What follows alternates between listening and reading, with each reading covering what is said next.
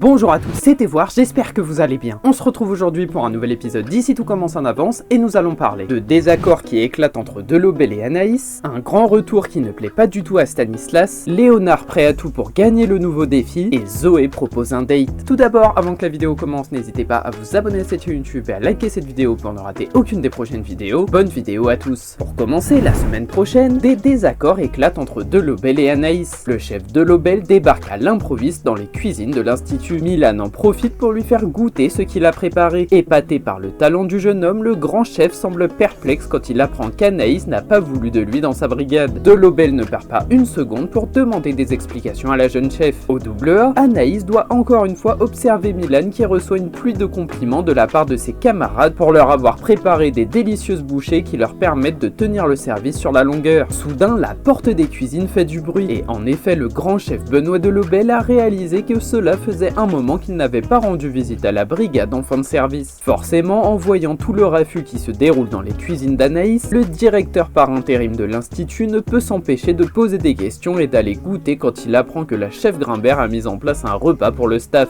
Et Delobel n'a pas fini de fouiner, car lorsqu'il goûte quelques préparations de ce fameux repas, il est plutôt impressionné et il demande alors qui est à l'origine de ces petits chefs-d'œuvre culinaires. Milan va alors lever la main tout en déclarant que c'est lui qui a tout préparé et qu'il trouve qu'Anaïs a eu une très bonne idée en le mettant au poste fixe du préparateur des repas pour le staff. Mais quand Delobel entend poste fixe, ça ne passe pas du tout et il se demande tout de suite pourquoi la chef Grimbert refuse d'intégrer Milan au sein de sa brigade, sachant qu'il a beaucoup de talent et qu'il doit lui aussi suivre une formation complète comme ses camarades. Ni trop sévère ni trop relax, il fait comprendre à la chef Grimbert qu'elle va devoir remplacer Milan sur le champ, car c'est décidé, il fera partie de sa brigade dès le prochain service, qu'elle le veuille ou non. Un grand retour qui ne plaît pas du tout à Stanislas. Hippolyte Duchesnay fait son retour à l'Institut, mais son arrivée ne semble pas vraiment réjouir Stanislas. Toujours très remonté contre son père, ce dernier ne lui cache pas sa rancœur. Le père et le fils vont-ils enfin se réconcilier? Alors qu'Hippolyte règle les derniers préparatifs pour le championnat de maître d'hôtel au téléphone, il finit par être rejoint par son fils Stanislas et sa venue le ravit car ils vont enfin pouvoir se parler entre père et fils. Mais Stanislas ne voit pas du tout cela comme une bonne nouvelle et il trouve très indécent que son père, qui a un très gros passif avec l'Institut, se présente à ce championnat en tant que président d'honneur comme si de rien n'était. Hippolyte a bien conscience qu'il a beaucoup de choses à se faire pardonner, et surtout avec son fils, mais il rappelle aussi à Stanislas qu'il y a eu un procès depuis l'histoire avec David Gauthier, il a depuis fait beaucoup d'efforts pour changer son comportement. Mais le problème c'est que Stanislas n'a toujours pas accepté les excuses de son père, et il est persuadé qu'il n'est revenu à l'Institut que pour flatter son petit ego et sûrement pas pour se rattraper auprès des personnes qu'il a pu blesser. Hippolyte reste malgré tout ferme sur sa position, il refuse de passer pour un hypocrite même si cela déplaît à son fils et il aimerait d'ailleurs passer plus de temps avec lui et sa femme Maya pour rattraper le temps perdu. Sauf que Stanislas ne l'a jamais vraiment prévenu qu'il n'était plus avec sa femme et il décide alors de partir en lançant à son père que de toute manière ils ont toujours eu des problèmes de communication dans leur famille. Léonard prêt à tout pour gagner le nouveau défi. Galvanisé par le nouveau défi Dose, l'application qui fait fureur depuis quelque temps à l'Institut, Léonard est prêt à tout pour rattraper son retard quitte à demander l'impensable à Maya. Si cette dernière ne semble pas du tout partager la motivation de son ami, va-t-elle finalement céder et se prêter au jeu? Dans le parc de l'école de cuisine, Léonard vient soudainement déranger sa sœur de cœur Maya qui est tranquillement en train de lire avec son petit copain Malik Ben Aïssa. C'est simple, Léonard est là pour demander quelque chose à son ami, mais alors même qu'il commence à faire son éloge, Maya lui répond tout de suite non sans même savoir quelle était sa faveur, car en fait elle la connaît déjà avant même qu'il ne lui révèle. En effet, Maya est au courant qu'une application fait fureur à l'Institut et elle sait aussi qu'il faut réaliser des défis pour gagner des points et monter au classement et que le prochain défi de Léonard est de l'embrasser. Mais vous connaissez Malik et on peut dire que cette histoire n'est pas tombée dans l'oreille d'un sourd, car il leur rappelle alors qu'ils peuvent tout à fait s'embrasser et qu'il n'y a rien de dégoûtant sachant qu'ils ne font pas vraiment partie de la même famille comme ils ont l'air de le croire. Léonard est tout à fait d'accord avec Malik et il supplie alors une dernière fois Maya en lui faisant comprendre qu'elle est son ultime chance pour remonter au classement de l'application. Avec beaucoup de courage et en voyant la tête de chaton abandonnée de Léonard, Maya craque et elle accepte de se prendre en selfie en train d'embrasser son frère de cœur. Un événement qu'elle n'est pas prête d'oublier et elle avoue à Malik qu'elle aimerait se laver la bouche à l'acide pour effacer ce qu'elle vient de faire. Enfin, la semaine prochaine, Zoé propose un date. L'heure est au rapprochement. Entre Zoé et Solal, le courant semble bien passer. Encore chamboulé par sa récente séparation avec Thelma, l'apprenti cuisinier ne tarde pas à se trouver des points communs plutôt étonnants avec la jeune fille. Un futur date serait-il en prévision? Au studio de l'Institut Auguste Armand, Solal et Zoé se retrouvent ensemble pour une préparation culinaire de grande envergure et ils sont tous les deux d'accord pour dire qu'ils n'en peuvent plus du tout. Mais Zoé revient soudain sur le petit événement qui a eu lieu quelques heures plus tôt et elle demande à Solal s'il s'est remis de ce qu'il a vu à propos de son ex Thelma. Solal lui avoue que ça ne lui a pas du tout fait plaisir de voir Thelma profiter de sa vie avec d'autres garçons, mais il sait aussi que c'est la vie et qu'il ne peut rien changer à son destin. Heureusement, Zoé est un très bon soutien et elle lui fait réaliser qu'il a le droit d'être dégoûté comme tout le monde après une rupture amoureuse, et elle compatit totalement avec sa situation qui est quelque peu déplorable. Mais soudain, alors que la discussion s'éternise, Solal et Zoé réalisent qu'ils souhaitent à peu près les mêmes choses en amour, et ils apprennent par hasard qu'ils vont tous les deux chercher leur pizza en chaussons, ce qui est certes insolite mais qui prouve aussi qu'ils ont beaucoup de choses en commun. On ne sait pas trop comment, mais les deux amis se retrouvent alors à s'organiser un date canapé plus pizza ensemble comme deux amoureux. Le courant passe très bien entre eux jusqu'à ce que leur camarade Sabri débarque pour casser l'ambiance en leur donnant de nouvelles idées pour leur plat. Cette vidéo est déjà terminée, j'espère sincèrement qu'elle vous aura plu. Je vous le rappelle, n'hésitez pas à vous abonner à cette chaîne YouTube et à activer la cloche pour ne rien louper. C'était voir, merci à tous, passez une très belle journée.